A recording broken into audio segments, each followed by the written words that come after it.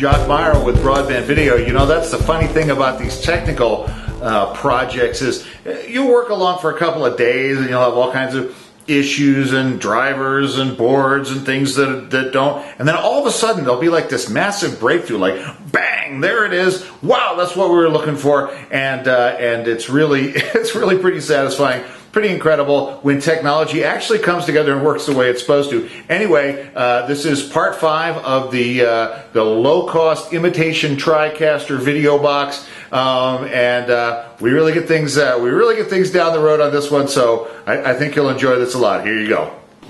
Okay, here's where things begin to get really interesting. Now that we sort of got the basics out of the way. What we're trying to do overall is to get sort of like a 3-camera green screen thing going on here.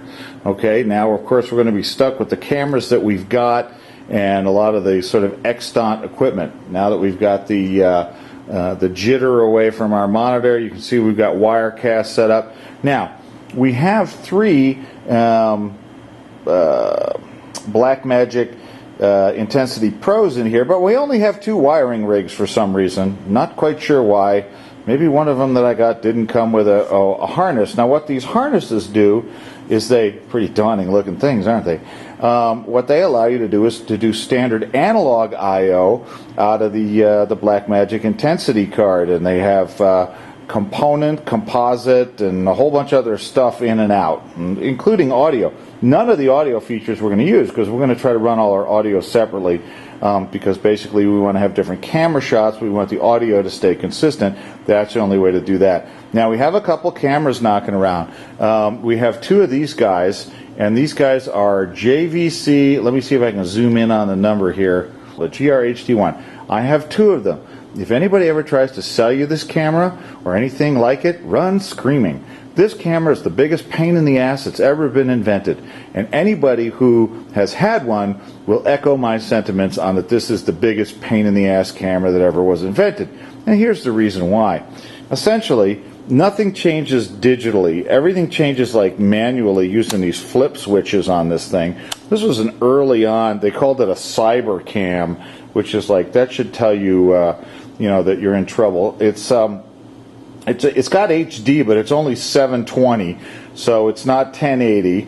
And the other thing is, it uses its own proprietary sort of MPEG-2 output, so almost nothing can read it. You can go out regular DV, but that's only in regular 4:3, I think. And then you've got MPEG-2 out. In other words, when you hook this up to anything in terms of drivers, it's a nightmare. I actually wrote a whole article about how to get Adobe Premiere to recognize this camera.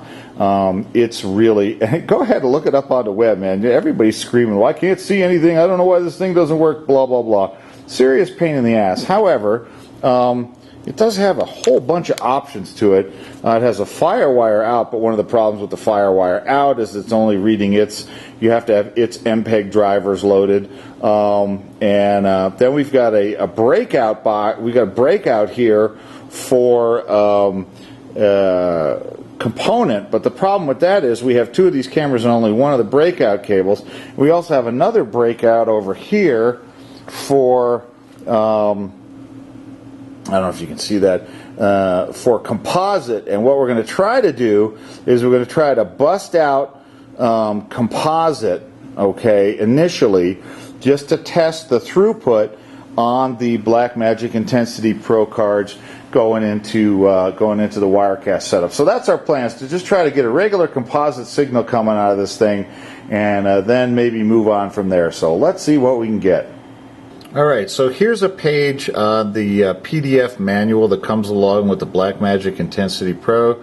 We have the Intensity Breakout Cable, Composite Analog Video. Should be really easy, okay? It says that basically, because we're not going out, we only want to go in, okay, we should connect that to connection number 8.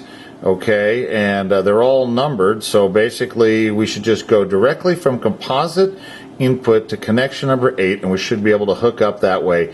Well, nobody is more surprised than I. I went into control panel and told it that I was going to send card number 3 a an analog signal.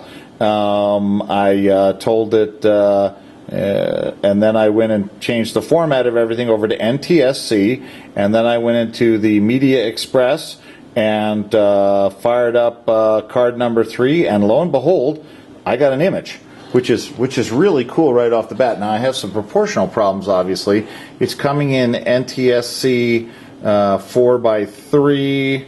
I need to find a way to get to 16:9. That would be really good, but that may or may not occur. But right now you can see that I actually have an image of my stage behind me that the camera is shooting. So that's a good thing. It's a matter of fumbling with settings now for a while to get things right where I want them, but that looks pretty darn good right off the bat. Well, we've really made some progress here.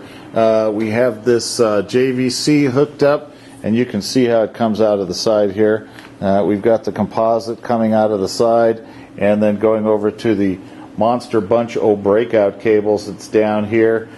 We've determined that this is in fact the Blackmagic Intensity Pro card number 3, so we're marking them as we go. I think 1 and 2 got switched somehow, not quite sure about that, but you can see that we're getting a really nice looking signal up on the monitor right there.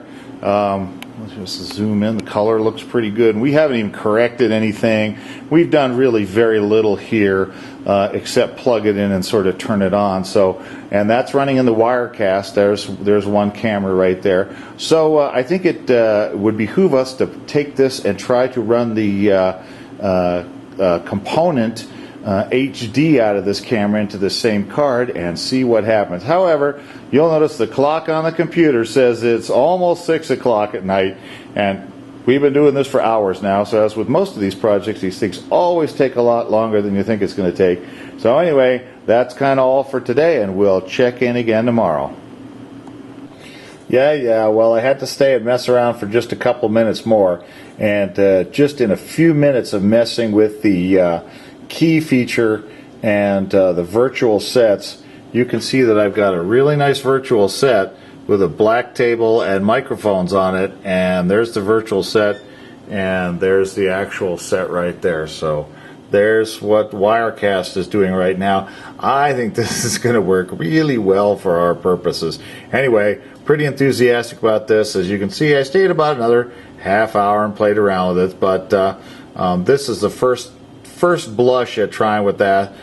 What I did also was crop the top of the desk image. I had some lively pixels up there, and keyed everything out. Looks pretty good. We'll see what we can come up with tomorrow.